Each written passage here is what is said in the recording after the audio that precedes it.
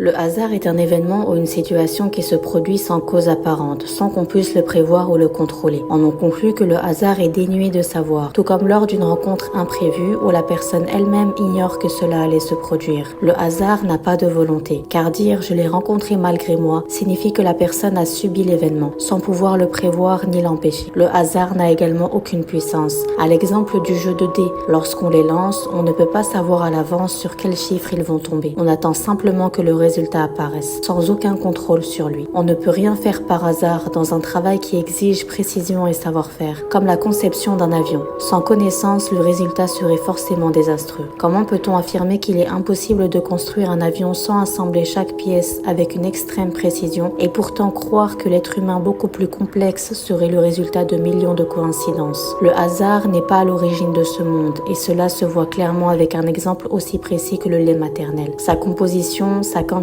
et son évolution montrent une organisation et une sagesse précise. Cette boisson répond aux besoins du bébé. Comment cela pourrait-il être une coïncidence alors que toutes les femmes du monde sont conçues pour produire ce lait exactement à l'arrivée de l'enfant? Est-ce qu'une personne lucide oserait dire que cela serait le fruit du hasard? Cela prouve qu'il existe un être qui a pour attribut la science. Comment des coïncidences pourraient-elles produire des choses aussi précises et universelles? Le hasard signifie l'incapacité à prévoir un résultat. Or, toutes les femmes du monde montrent la même réalité, ce qui contredit totalement cette idée. Le hasard, dépourvu de science, ne peut donc être à l'origine de ces choses précises. Autre exemple qui prouve cette impossibilité, tous les êtres humains ont une température corporelle d'environ 37 degrés, partout dans le monde. Si c'était dû au hasard, pourquoi ne serait-ce pas autrement? Cette température précise est choisie par celui qui sait ce qui convient le mieux. Enfin, nous sommes conçus d'une manière étonnante, avec des organes chacun à leur place, et remplissant une fonction bien spécifique. La circulation sanguine est un système complexe où le cœur et les poumons travaillent ensemble pour oxygéner le sang et le faire circuler dans tout le corps via des réseaux précis, assurant la nutrition et l'élimination des déchets. Ce système fonctionne parfaitement, même quand nous dormons. Il est impossible que cela soit dû au hasard. Comment une machine aussi parfaite pourrait-elle naître de coïncidence? Il est étonnant de voir des gens nier l'existence d'un créateur qui sait toutes choses alors que nous sommes la réunion de deux liquides dont résulte un être qui réfléchit, voit, mange, digère, se repose et agit. La précision extrême et la complexité montrent qu'il y a nécessairement un créateur qui a pour attribut la science et la volonté. De plus, il n'est pas valable que l'existence de l'univers soit due au hasard, car la raison rend impossible l'existence de quoi que ce soit sans auteur. C'est ainsi que les savants expliquaient leurs preuves aux athées, et c'est une des raisons pour lesquelles l'islam s'est répandu rapidement. C'est logique, clair,